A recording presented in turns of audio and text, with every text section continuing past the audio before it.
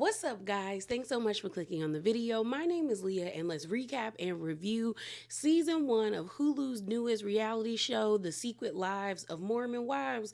This is episode 3. And the mess, it's coming. It's getting there. It's really getting there.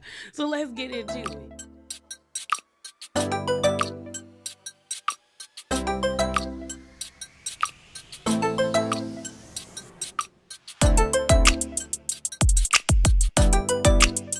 Talk about episode 3. So it opens up and we're at Michaela's house and we end up seeing Michaela and Macy in the kitchen. It looks like they're preparing to have somebody over and we find out that it's Whitney. And pretty much they're both like Whitney should have just came to Taylor's baby shower. Like she did too much, she should have just came because if you're supposed to be the new face of mom talk, then you should be trying to bring us together, not push us apart. And it just wasn't a good look for Whitney. So Whitney pulls up to the house. They're like, girl, it was a lot at that baby shower. And Whitney was like, yeah, it was a lot. And I didn't even come, but my phone was getting blown up. So they sit down at the table and they're like, girl, why? Like, you should have just came. You should have just came. Like, you basically made a statement like it is what it is. And Michaela, I think, ends up being like, she thinks y'all are friends. And Whitney is like, if she thinks we're friends, then she needs to reevaluate what friendship is to her. And so they're like, I think Macy is like, you should have a talk with her, just have a talk with her. And Whitney's like, I don't really feel like I need to talk to her, but okay. They ask her about like, how did you feel about Whitney's mom contacting you? And what's funny about it is like, I thought like, I'm reevaluating the way I look at what the mom did. Because at first I didn't have no issues with it. I really didn't. And I didn't have any issues with Whitney's response to the mom when she said, this is a conversation me and Taylor need to have. And like, I'm not about to have this with you. But I talked to my sister about it today, and she was like, that's why Taylor probably acts the way that she does. Because I would be like embarrassed if my mom decided to hop up in my friendship drama, calling one of my friends like that. And I'm a grown adult with 3 kids. And I was like, oh, you right.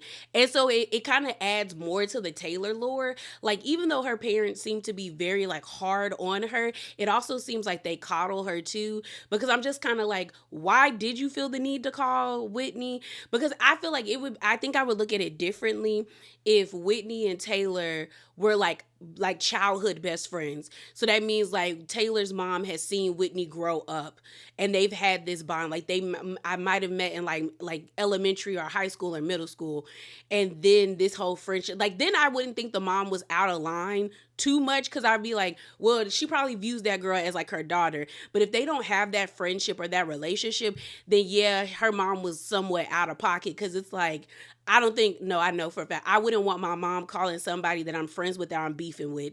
I wouldn't. I'd be embarrassed. I would. So we then end up going to Jen's husband's family home. We see his mom, we see his dad. We find out that Jen's husband has just graduated. His name is Zach. He just graduated from college and now he's trying to go to medical school. I wonder if he got like a master's degree because he's 27. And I'm not saying, you can start late and go to college. Don't put no age limit on it. Like if you're in your 50s and you want to go to college, go. Now, would I want to do that? No. But if that is something you want to do you, okay? Pick a major that you want to do and do what you got to do. Because I met a lot of people in college that were like in their 40s and 50s and that were just like, I never had the time. I was taking care of kids. I got married really early and they now living their best life, okay? Doing what they want to do. So do you, okay? So we meet him. He wants to go to medical school mainly because like that is what his family does. His grandfather was a surgeon, his dad's a surgeon, and now he's trying to become a surgeon as well. We actually end up meeting Jen's parents. Her mom is Ecuadorian, so Jen is half Ecuadorian, and her mom doesn't have the best of English. And you can kind of tell that it's the relationship or the families don't really like mix and mingle like that per se, because Jen just talks about like there's a clear difference when it comes to like economics or socioeconomics, where you have Jen's mom is like a cleaner in the hospital that Zach's dad works in as a surgeon. And she was just like, yeah, And you can tell that she always feels like she's auditioning or trying to prove that she is worthy to be with Zach or worthy to be a part of that family, because his family is such like very conservative, very staunch, like followers of their faith, that she is just trying to make sure she doesn't mess up. And I'm like, girl, you already done had like 2 kids, or maybe one. Maybe she got, well, she was holding one baby, and I didn't know if that, I feel like that was her baby. So I'm like, girl, you just popped out a child for him. So you stuck with that family. So, I mean, they can't be that mad. Okay, you out here having babies. So we end up seeing everybody else pull up. It was interesting looking at like the outfits everyone had on, because you could tell who like has like, I don't, it might be mean, but I'm gonna say it anyway. Taylor and Dakota looked a mess. Like everybody else to me had on like somewhat like semi casual but like formal outfits in a sense. Like they put on a nice shirt, some nice slacks or some nice pants or a cute little dress, and you got Taylor with like something that she probably got from, I don't know, fashion. I don't, they probably don't shop at no Fashion Nova. I don't know if they got a Mormon equivalent to Fashion Nova, but it was very like spandexy. And then he just had on a flannel shirt and he had that stupid cap on. And I was like, everybody else is very like, they giving like they going somewhere. Why you just got on a t-shirt and jeans? You know? So everyone's there now. They introduced this guy who's called like the Soda Jerk, and he owns this place called Thirsties. And Macy ends up explaining that in Utah that there are like, I guess, soda shops similar to like coffee shops that they open around the same time as the coffee shops do, and the lines are almost comparable, but namely the soda shops are filled with Mormons versus people who are non-Mormon, because in the Mormon faith they're not allowed to drink like hot beverages, so no coffee, no tea. And I've always wondered that, so I googled it, and it basically says in their like doctrine or like their covenants that like, let me make sure I read it correctly. It says, and again, hot drinks are not for the body or belly. And these are, what's it called? They said these are the words of wisdom revealed by God in the early 1800s, forbids hot drinks. Church leaders has interpreted this to mean no coffee or tea, with the exception of herbal teas. See, I couldn't do that because I love me some tea. Okay, I love me some tea. Me and peach tea are locked in like this. Okay, so it ain't for me. It ain't for me, okay? So they end up having the soda guy there, but I was confused. I was like, is he making like soda drinks? Like, you know, mixing like Sprite and other with like juice and stuff? Or is he just giving y'all soda? Because I just ended up seeing someone just poured Coca-Cola or Diet Coca-Cola into a cup. And I said, so they getting rich off of that? Maybe I need to invest some stock up in somebody's soda company in Utah. You know what I mean?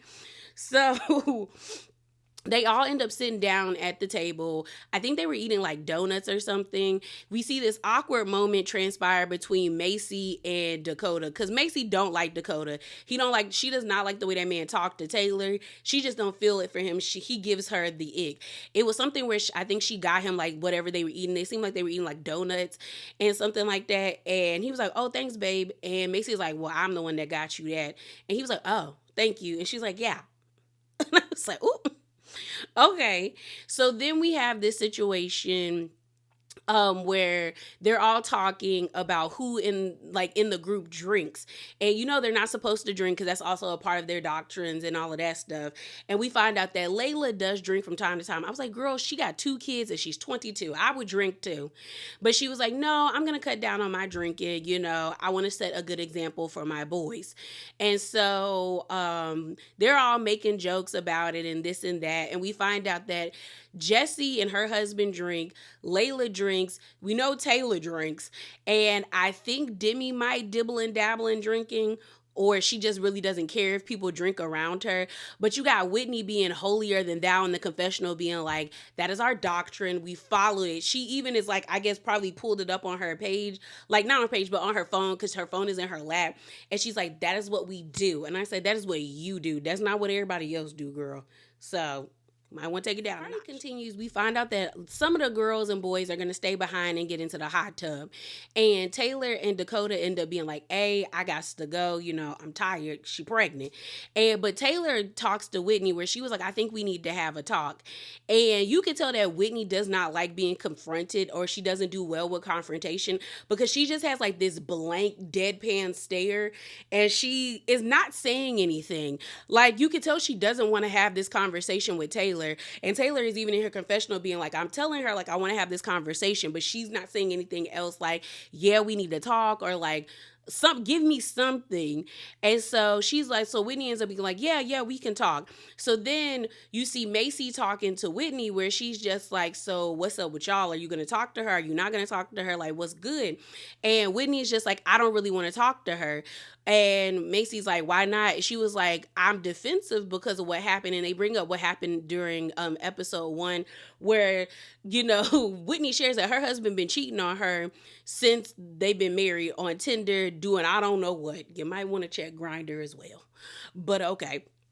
And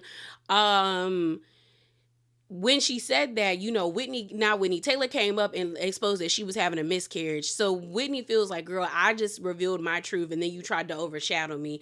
And she was like, I just know. And Whitney ends up being like, had the roles been reversed and I just revealed that, hey, my husband's been cheating on me since the beginning of our marriage, I would have called you the next day. Taylor has done none of that. So that is why I'm defensive and don't really see like what kind of friendship we have. So we end up seeing everybody get into the hot tub that's still there. Next thing you know, you see Jordan, who is Jesse's husband, pull out a flask and he's drinking. And so Jesse is drinking, but she was like, oh my gosh, I feel like I'm in high school trying to sneak alcohol. And everybody else who's in the tub, that's not in the hot tub, is kind of just looking at them. And Jen feels like they're blatantly disrespecting her, because she was like, you know, we're at somebody's house who does not drink, who doesn't do any of those things, because they're at Zach's and Zach's dad's and mom's house. They're like, you know how like conservative they are, and the fact that you're drinking at that house is really disrespectful. And at first, I felt like they were dragging it, like it wasn't that deep. But then when I thought about it, I was like, yeah, that is disrespectful.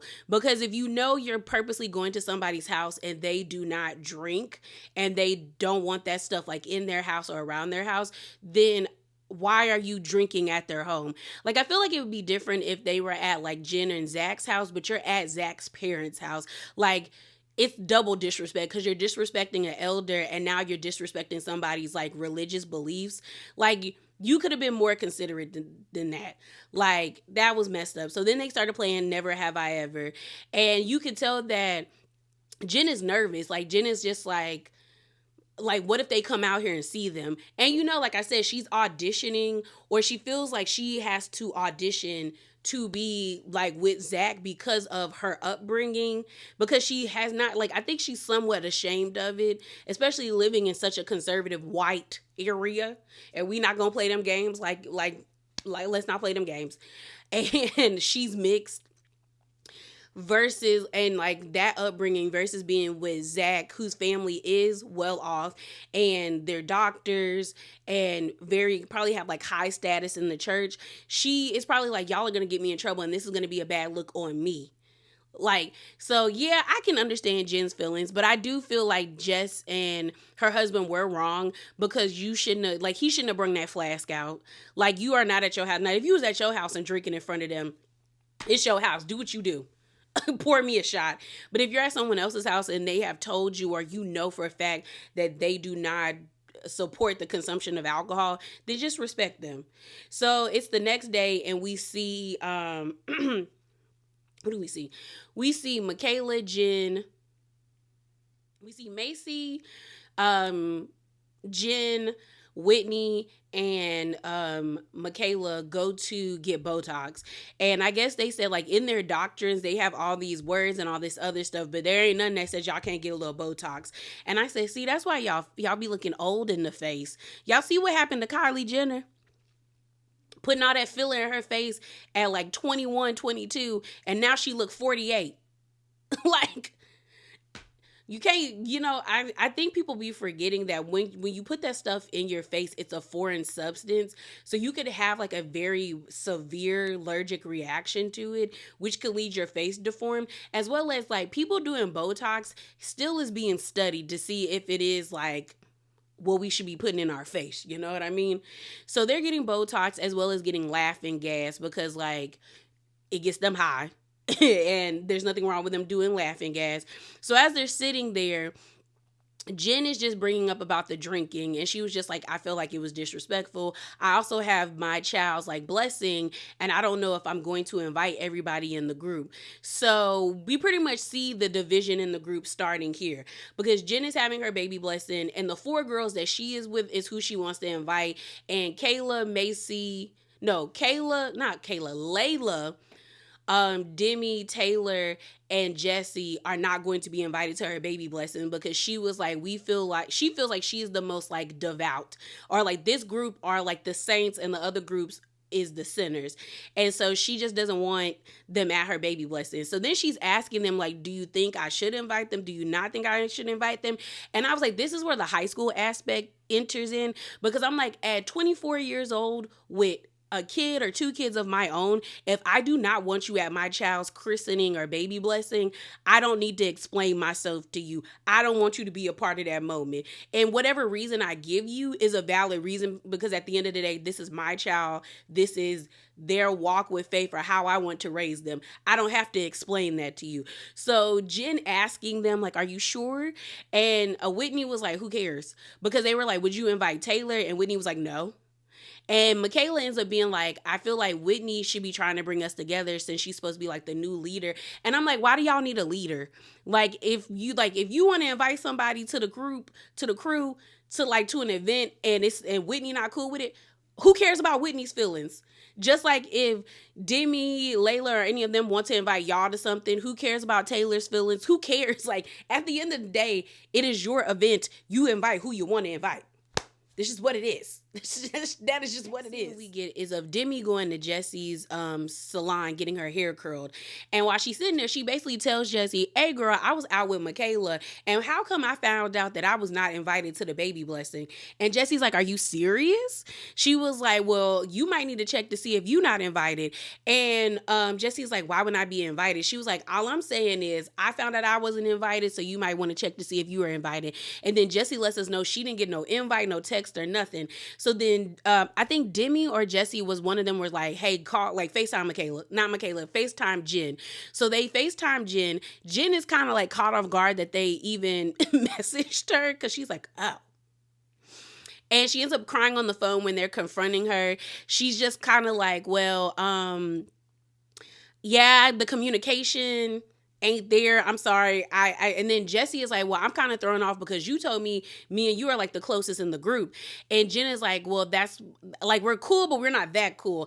And honestly, I just wanted Jen to be honest and like not be a coward and just say, girl, I'm not inviting you because you and your husband was drinking at my in-laws house. And I thought that was actually very disrespectful. And the event is at my in-laws house again. And I don't want that type of energy there or around my child. And called it a day. That's what I would have said. But she's 24 and you can tell she probably has never been confronted in this way by friends. So she gets anxious and she starts crying.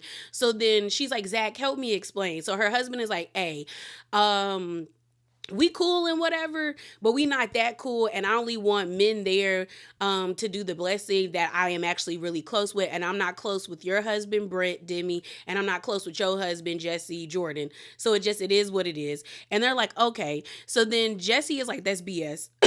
When they get off the phone with them, excuse me. And Demi's like, I understand why they're upset with you, but like, it kind of sucks because Jordan is not you, but like, he's a part of you. So I get why you aren't going, but I don't get why I'm not going. And pretty much it's because they're not the perfect Mormons. they're not the goody Mormons. So we end up seeing that Demi is having a Galentine's Day event and she's inviting everybody to the event.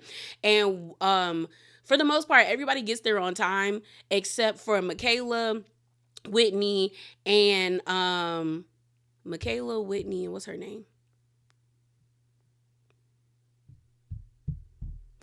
Macy. I had to think about it. Michaela, Whitney, and Macy. And so they're getting ready at Macy's house, and um they're basically throwing shade at Demi. They're throwing shade at Demi.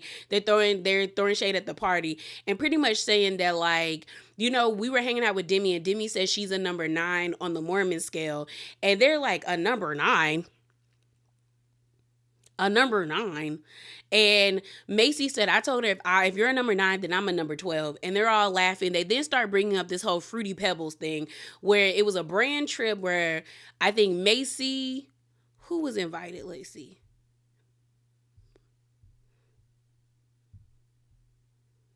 It was Jen, Macy, Demi, and what's her name, and Whitney were invited on this brand trip. They got into this situation where Demi started to tell them about, like, the sexual things she has done with her husband, and then this story about the Fruity Pebbles came out, and they're like, what do you mean Fruity Pebbles? What about the Fruity Pebbles? And Macy is like, you don't want to know. And Michaela's like, yeah, like, what, like, tell me. So we found out that more that they didn't explain what it was, but I could put context clues together. Demi ended up calling her husband to confirm the story without letting him know that the ladies were listening to him as Demi was asking him prying questions about the situation, which I'm like, Demi, that's you wrong for that. Because when we get later on to the whole, like, where Whitney brings the Fruity Pebbles and Demi is in her confessional talking about, like, that was an intimate moment between my husband. Yeah, an intimate moment that you decided to share with these women. So you disrespected that relationship by sharing something that you believe was so intimate. You know what I'm saying? So they end up telling Michaela what it was, and Michaela's like, are you serious? And they're like, yeah, girl. So it seems like they probably put Fruity Pebbles down in her hoo-ha and he ate it out.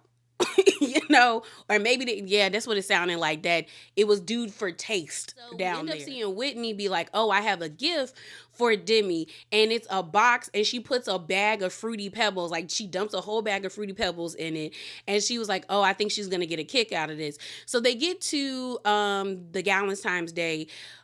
Before Demi could even come downstairs, because she's late still getting ready, they pretty much let everybody else know that they're not invited to Jen's baby blessing. So they let Layla know, they let Jesse know, and they let Taylor know. And Taylor ends up being like, well, I'm going to have a baby blessing and everybody's invited. And then Taylor's like, this is not what our faith is, like, what our faith is preaches. Like, we're supposed to be loving, kind, and caring. I said, girl, everybody's faith, for the most part, is supposed to be loving, kind, and caring and welcoming to everyone. Don't nobody follow them teachings like that.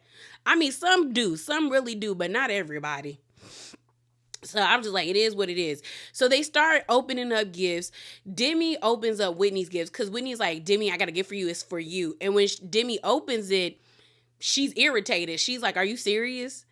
And everyone else is kind of laughing. And then Jen is kind of sitting there like she don't know what's going on. And then she realizes, she's like, oh. And she's like, thanks, Whitney. Even though I texted y'all like a bunch of times about why I thought this Valentine's Day was important, about camaraderie, friendship, and all of that stuff, clearly you didn't read it. And so Demi gets up and she's pissed. She closes the box. Then she says something about, like, this was supposed to be something intimate with my husband, not a joke. But yeah, you treated it like a joke because you told all of them about it. You called your husband and then pretty much acted like you didn't tell him the other women were listening. So you wanted to do it for brownie points, but now you don't like the fact that it's being thrown back in your face. You should have never told them women in the first place because they not your friends, they're your co-workers. Like I keep telling y'all. Y'all got to learn. So she's irritated, and Taylor ends up saying that's just like Whitney. She talks about, like, wanting to have, like, a relationship with all us, be a safe space, but then she does stuff like this.